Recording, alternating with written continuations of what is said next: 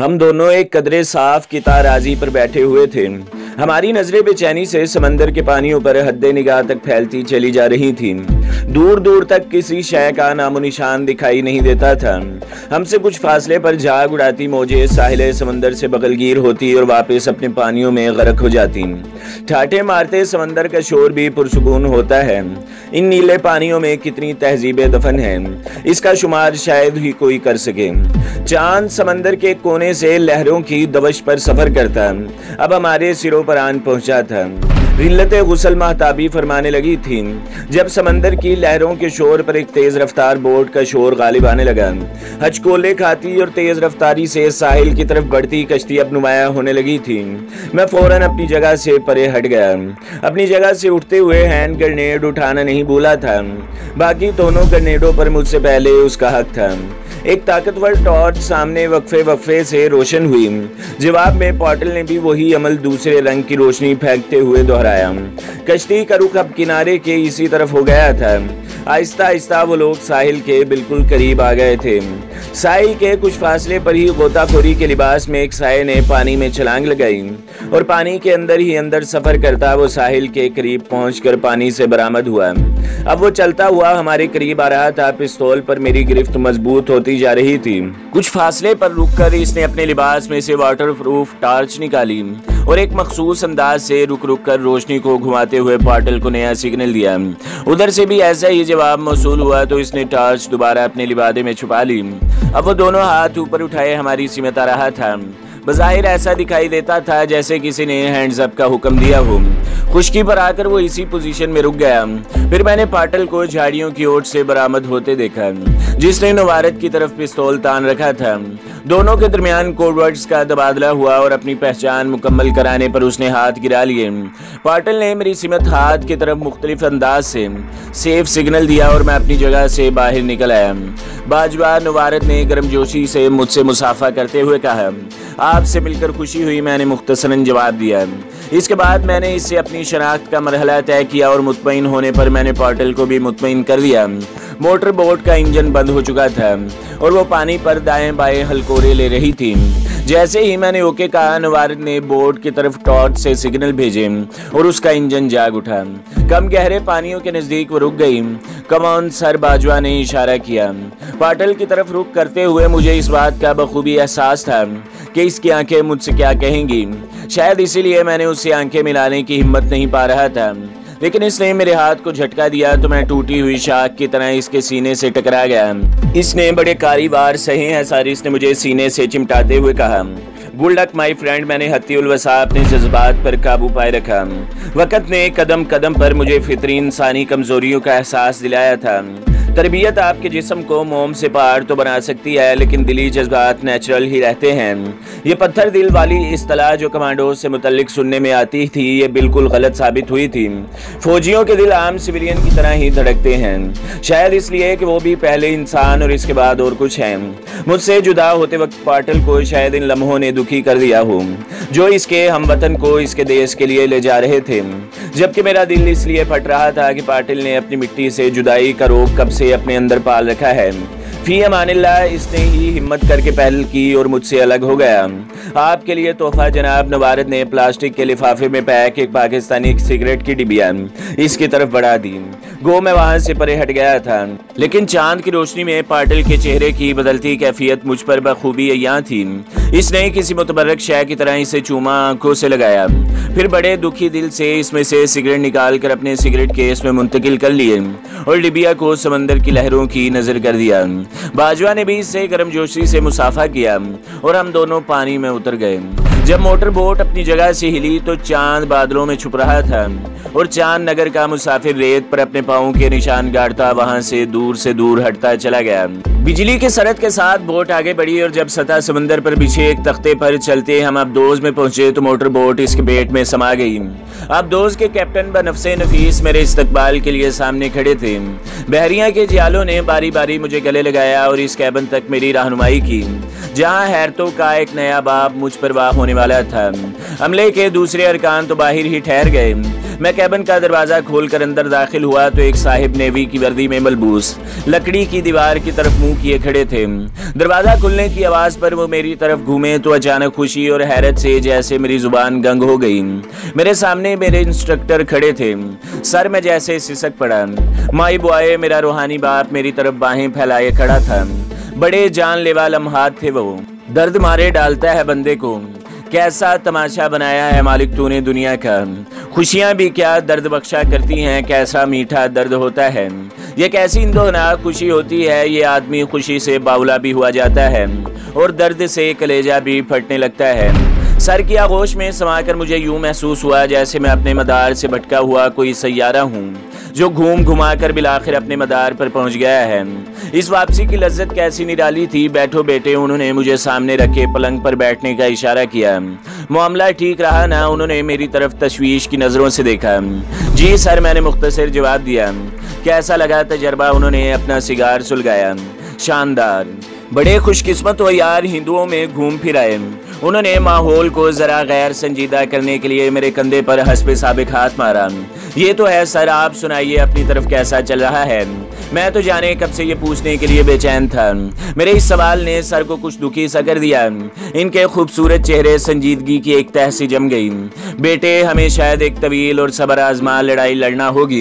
मैं तो बूढ़ा हो चुका हूँ। उम्र वफा करे न करे, अब ये मामला तुम्ही को संभालना होगा। इनके बाद के आखिरी फिक्रे ने जैसे मेरे कलेजे पर हाथ डाल दिया। मेरा जी चाहा इनसे चीख चीख कर कहूँ, सर खुदा के लिए ऐसा मत कीजिए। आपके हौसले हमसे ज्यादा जवान हैं। आपकी रहनुमाई मुयस्सर न आती तो हम शायद अब से बहुत पहले सबर का दामन छोड़ जाते। जब किसी यूनिट में पेट्रोल पर जाने वाले किसी जवान की लाश पहुंचती थी जिसे मुक्ति बाहिनी ने धोखे से मारा होता था तो इसके साथियों की आंखों में खून उतर आता था। लेकिन इनके बिखरे जज्बात के मुंह जोर घोड़ों को ऐसे ही सर लगाम दिया करते थे। मेरे बच्चों, ये कुर्बानियां रायगा नहीं जाएंगी। जल्द ही क्रोध और नफरत की ये काली घटा छट जाएगी। तब हर तरफ अमन ही अमन होगा। हम सब फिर एक ही थाली में खाएंगे, एक ही घर में रहेंगे। इन शहीदों के खून के सदके हमारी दुआएं जरूर मुस्तजाब होंगी। सबर करो सबर। ये वर्गलाए हुए हमारे भाई हैं। उन्हें जल्दी ही समझ आ जाएगी कि हम इनके अपने हैं। हर यूनिट में हर रोज कोई ना कोई सर अपने जवानों से ऐसा खिताब किया करता था। लेकिन आज ये यज़मुर्दगी क्यों छा रही थी मेरे सर के चेहरे पर। इनकी आवाज़ में वो राज क्यों नहीं कड़क रहा था। खुदाया कि हम सब रूहानी तौर पर आहिस्ता आहिस्ता मर रहे हैं। इससे आगे मैं कुछ न सोच सका क्योंकि अचानक कैबिन की लाइट ऑफ हो गई थी और एक तेज विसल की आवाज़ वहाँ गूंजने लगी थी। कैबिन पर भी लर्जा तारी हो गया था। ये शायद किसी खतरे की आमद का ऐलान था और आबदोज गोता लगाकर समंदर के फराग सीने में पनाह ले रही थी। इसके साथ ही वहाँ कैप्टन की हिदायत सुनाई देने लगी। हमारे लिए ये कोई खास बात नहीं थी। सिर्फ इतना हुआ कि सर भी मेरे साथ ही दीवार के साथ लगे पलंग पर बैठ गए। उन्होंने सिराने रखी टॉर्च निकाल ली थी और मैंने अपने जिस्म से वतन की अमानत का बार अलग कर लिया था। फिर टॉर्च की रोशनी में मेरे इंस्ट्रक्टर इन अहम कागजात का जायजा लेने लगे। आबदोज में हलचल मची हुई थी। मामला कुछ ज्यादा ही संगीन दिखाई दे रहा था। अब हम सतह समंदर से नीचे चले गए थे। इस बात का एहसास हमें इंजनों की आवाज़ों की तब्दीली से हुआ। अंधेरे ही में सर ने मेरा हाथ थामा और हम कैबिन के इस दरवाजे से बाहर आ गए जिससे मैं अंदर दाखिल हुआ था। इस तरह जनाब बाहर खड़े एक मुस्तैद जवान ने ऑपरेशन रूम की तरफ इशारा किया। मेरे इंस्ट्रक्टर और मैं एक तरफ ऑपरेशन रूम में दाखिल हुए थे जिसके दरवाजे के बाहर जलते सुरख बल्ब के साए तले खड़े गार्ड ने हमें ताजीम दी। आबदोज के कप्तान एक स्क्रीन के सामने खड़े हालात पर नजर रखे मुख्तलिफ अहकामात जारी कर रहे थे। इनके गिर्द गिर्द मुख्तलिफ मशीनों के गिर्द नेवी के मुस्तैद और चाकू चौबंद जवान किसी भी हुक्म पर अमल पैरा होने को तैयार थे। व्हाट इज रॉन्ग ऑफिसर, मेरे सर ने कैप्टन के नजदीक पहुंचकर पूछा। कोई खास खतरा नहीं, कुछ अलायंस इस तरफ आ रहे हैं अंधेरे में टगमगोइयां मारने के लिए, कैप्टन ने पुरसुकून लहजे में कहा। चंद मिनट बाद हम ऑपरेशन रूम से बाहर आ गए और इसी कैबिन में पहुंचकर सर ने मुझे लेट जाने को कहा। मैं इनके बजीद होने पर बादल नखासा वहां लेट तो गया लेकिन नींद मेरी आंखों से कोसों दूर थी। मेरे इंस्ट्रक्टर बाहर निकल गए थे। वो शायद मुझे डिस्टर्ब करना नहीं चाहते थे। मैं अमानत के बारे सबकदोश होकर खुद को हल्का फुल्का महसूस कर रहा था। पिछली 2 रातों की थकन भी आंखों में थी लेकिन आंख थी कि कम वक्त लगती न थी। करीबन 15-20 मिनट के बाद ही मैं इसी तरह बोर होकर उठ खड़ा हुआ। आबदोज अब सतह समंदर पर सफर कर रही थी। मैंने तबीयत पर छाई कुशलमंदी दूर करने के लिए आबदोज के अरशे पर जाने का फैसला किया। एक जवान ने सीढ़ियों तक मेरी रहनुमाई की और मैं सीढ़ियों पर पांव धरता एक बड़े से सुराख से गुजर कर ऊपर आ गया। अरशे की रीलिंग से टेक लगाए मेरे इंस्ट्रक्टर और आबदोज के कप्तान करीब करीब खड़े थे। आबदोज की तमाम लाइट्स ऑफ थीं, लेकिन चांद की दम तोड़ती रोशनियां भी इसकी निशानदेही को काफी थीं। मुझे ऊपर आता देखकर मेरे सर लपक कर मेरी तरफ आए। क्या बात है, दिल नहीं लग रहा था अकेले, मैंने हंसते हुए कहा। हाँ भाई, अभी कुछ रोज यूं ही होगा, बड़े ग्लैमर से निकल कर आए हो ना। मेरे इंस्ट्रक्टर साहब ने भी मेरी तरह कहा उछाला। कैप्टन साहब भी अब हमारी गुफ्तगू सुनने मेरे नजदीक आ गए थे। चांदनी रात में उनका पुरज़म और तमतमाता हुआ चेहरा इस अमर का गुमास था कि ये कोशिकन इरादों का मालिक पानियों का बासी तूफानों से टकराने का हौसला रखता है। इनका तराशीदा छोटी छोटी दाढ़ी और बल खाती मूछें इनके सुर्खो सफेद चेहरे का वकार दो चंद कर रही थी। टोपी के किनारों से इनकी कनपटियों पर इक्का दुक्का सफेद बाल इस बात की गवाही दे रहे थे कि इनकी उम्र का एक हिस्सा समंदरों से लड़ते भिड़ते गुजरा है। उनकी गहरी बादामी आंखें पत्थरों से बाहर झांक लेने की मकनातीसी कुव्वत की मालिक थीं। मेरा ख्याल है आप लोग काफ़ी पीना पसंद करेंगे, इनकी बारोब आवाज़ ने हंसते हुए हुक्म सुनाया। असूलन तो इस वक्त उन्हें आरामदेह कैबिन में होना चाहिए था, क्योंकि इनकी जगह लेने को इनके नाइब भी बहरहाल मौजूद थे। लेकिन जिस खतरनाक जिम्मेदारी का बोझ उन्होंने उठाया था, इससे मुकम्मल ओहदाबार होने से पहले उन्होंने शायद खुद पर आराम हराम कर रखा था। ऐसे खतरनाक मिशन करने का हौसला कम ही लोगों में होता है।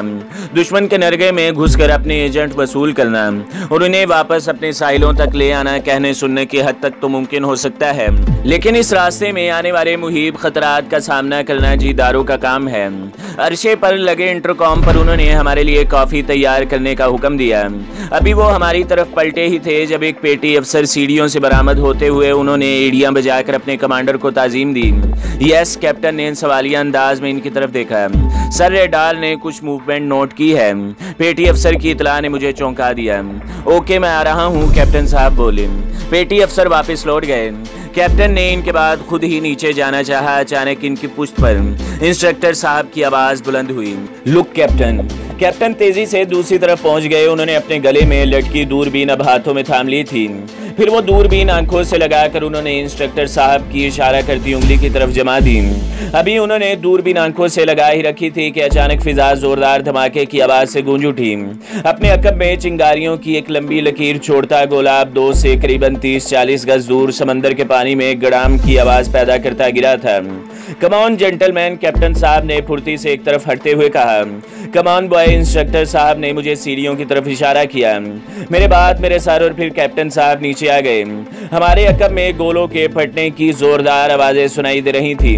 डाउन नीचे बैठते ही कैप्टन ने पहला हुक्म जारी किया। इनके हुक्म की गूंज फौरन ऑपरेशन रूम में पहुंची और मुख्तलिफ बड़े बड़े व्हीलों के गर्द खड़े नौजवानों ने उन्हें घुमाना शुरू कर दिया। जब कैप्टन साहब के पीछे पीछे हम दोनों ऑपरेशन रूम में पहुंचे तो आबदोज ने बाकायदा डगमगाना शुरू कर दिया था। वो लोग अब गहरे पानियों में उतर कर इस तबाहकुन जहाज से दूर हट रहे थे जिससे हम पर बमबारी की जा रही थी। शायद अलायंस जहाजों ने आबदोज की नकलो हरकत नोट कर ली थी और दुश्मन ने पहले खामोशी से आबदोज को घेरे में लेने का फैसला किया होगा ताकि वो आसानी से इसका शिकार खेल सकें। असूलन तो हमें इस वक्त यहाँ नहीं होना चाहिए था, लेकिन ना तो किसी ने हमें वहाँ से जाने को कहा, ना ही हमारे लिए ये मुमकिन था कि हम अपने शेर दिल मल्लाहों को करीब से दुश्मन से दो दो हाथ करते हुए देखने से महरूम रहे। कैप्टन की आंखें पेरिस्कोप पर लगी हुई थी। इसने थोड़े थोड़े फासले पर मुख्तलिफ जवान किसी भी हुक्म की तामील में सरबकफ तैयार थे। जैसे जैसे अहकामात जारी हो रहे थे, मुख्तलिफ पोजीशनों पर मुस्तैद जवान मुख्तलिफ लीवरों और व्हीलों को हरकत मिला रहे थे। आबदोज की बरकी आंखें और कान मुसलसल बेदार थे।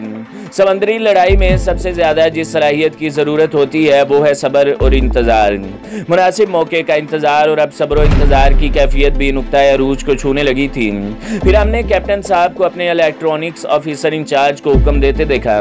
इस लम्हे शायद मेरी तरह मेरे इंस्ट्रक्टर साहब भी अफसोस कर रहे थे कि हम इन जाबाजों के साथ अमली जिहाद में क्यों शरीक न हो सके। अब पेरिस्कोप पर उबलने और डूबने वाली लकीरें एक वाज़ेह शक्ल इख्तियार करने लगी थी। कैप्टन ने अपने हाथ में पकड़े माइक में कुछ कहा और अब चीफ ऑर्डिनेंस आरटीबी फिशर के सामने लगा सुरख बल्ब रोशन हो गया। मुझे इल्म था कि अब वो बेकरारी से अपने तारपेडो अफसर के अगले हुक्म का मुंतजिर होगा। इसने तमाम तारपेडो हमले की तैयारी मुकम्मल कर ली थी और किसी भी लम्हे इसके लिए हुक्म आया कि आया। एबल सीमैन अगली तारपेडो ट्यूबों के बिल्कुल नजदीक इस कमानी पर मजबूती से हाथ जमाए खड़ा था जो तारपेडो फायर करने के लिए इस्तेमाल की जाती थी। जैसे जैसे बदबख्त जहाज अब दोस्त की रेंज में आ रहा था, कैप्टन के चेहरे का जलाल बढ़ता जा रहा था। इस लम्हे वो जंगल का ऐसा बिफरा हुआ शेर दिखाई पड़ता था जैसे गीदड़ों के रेवड़ ने अपने गुछार से बाहर आने पर मजबूर कर दिया हो। बिलाखिर मेरे कानों में कैप्टन की वो गजबनाक आवाज गूंजी जिसका मुझे शिद्दत और बेकरारी से इंतजार था। बिजन, अल्लाह अकबर। तमाम नौजवानों ने मिलकर नारा तकबीर बुलंद किया जिसमें नुमाया तरीन आवाज मेरी और मेरे इंस्ट्रक्टर की थी। पहला तारपेडो फायर हो चुका था। 1 मिनट, 2 मिनट, 3 मिनट। इंतजार की शिद्दत से सबके असाब तड़कने लगे थे और अभी तक धमाका रिकॉर्ड करने वाली पेटी अफसर की तरफ से कोई इशारा मौसूल न हुआ था।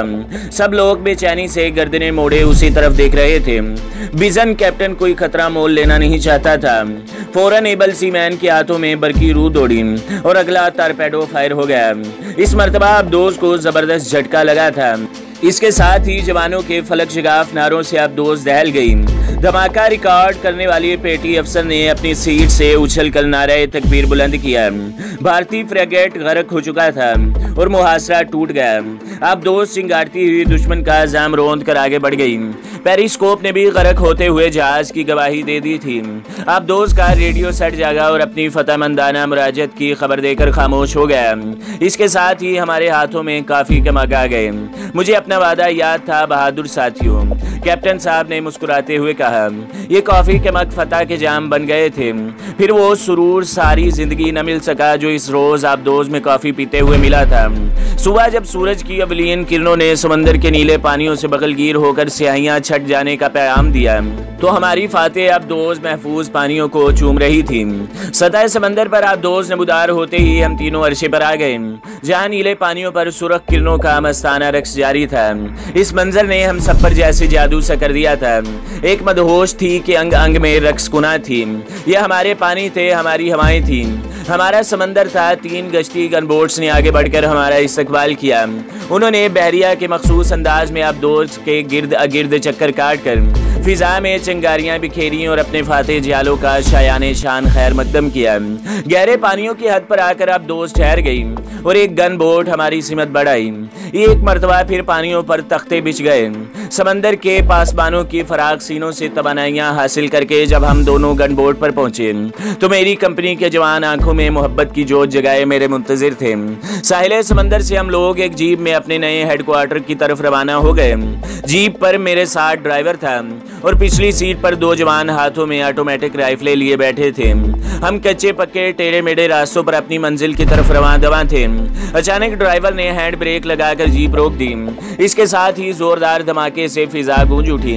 इतना जोरदार और अचानक झटका था कि मेरा सर डैशबोर्ड से टकराते टकराते बचा। पिछली सीट पर बैठे दोनों जवान हमारी तरफ उछल कर आ रहे। दूसरे ही लम्हे हम संभल चुके थे। चारों ने अपने असले समेत मुख्तलिफ अतराफ में छलांगे लगाई थी। खैरियत गुजरी, हम में से कोई जख्मी नहीं हुआ था।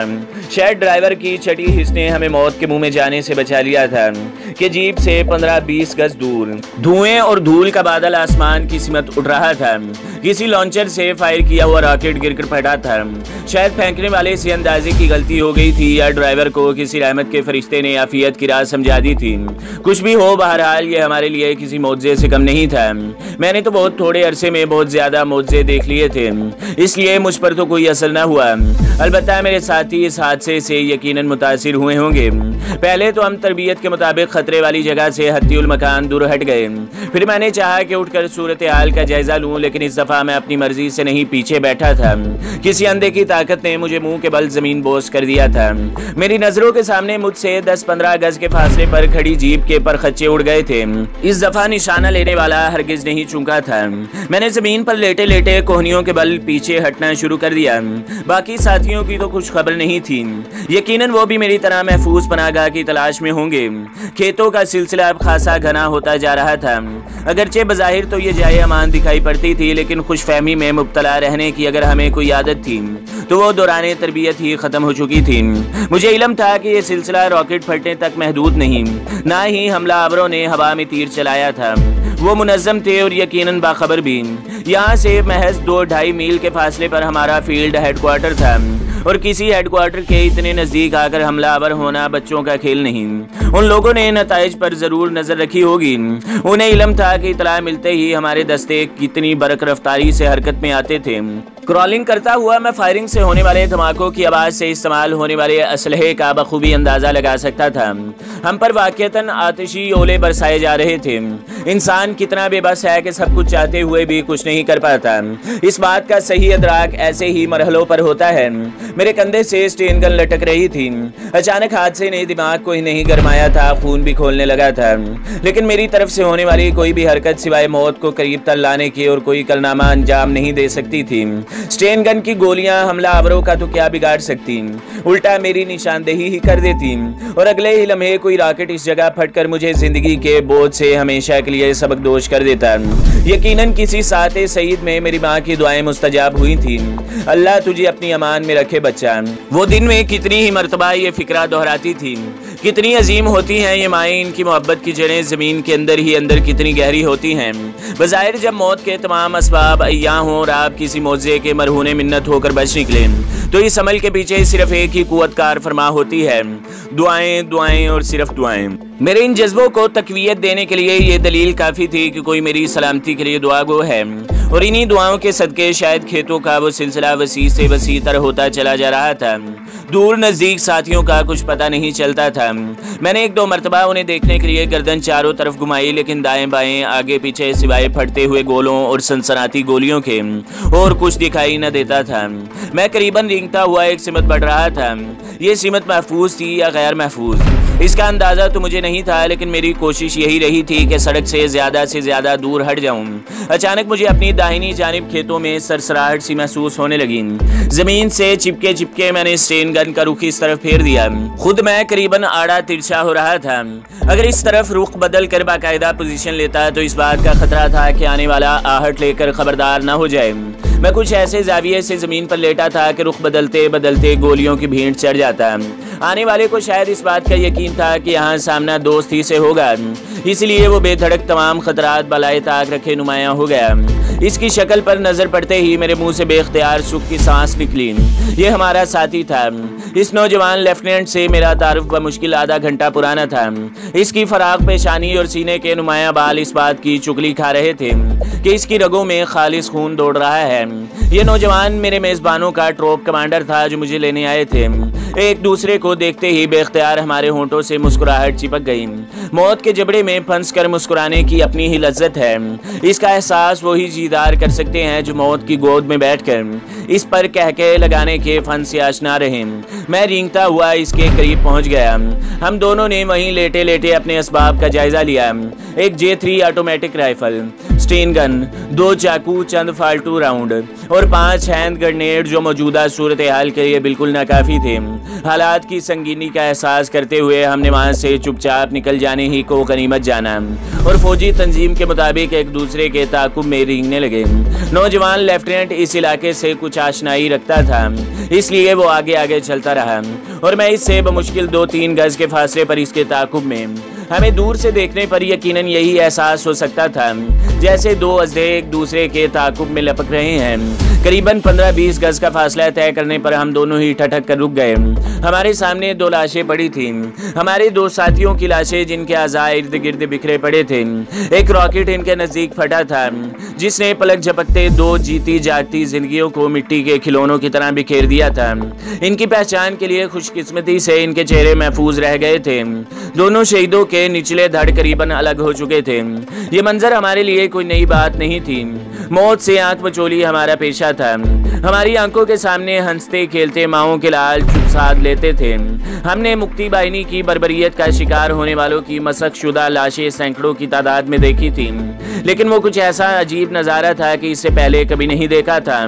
ये दोनों नौजवान लेफ्टिनेंट की कंपनी के जवान थे जिन्होंने हमारे सामने जीप से छलांग लगाई थी। लेफ्टिनेंट ने इस वाक़ये का कुछ ज्यादा ही असर कबूल किया था।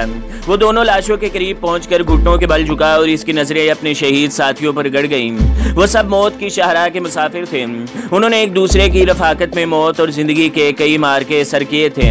उनका अचानक इस तरह बिछड़ जाना लेफ्टिनेंट पर बहुत शाक गुजरा।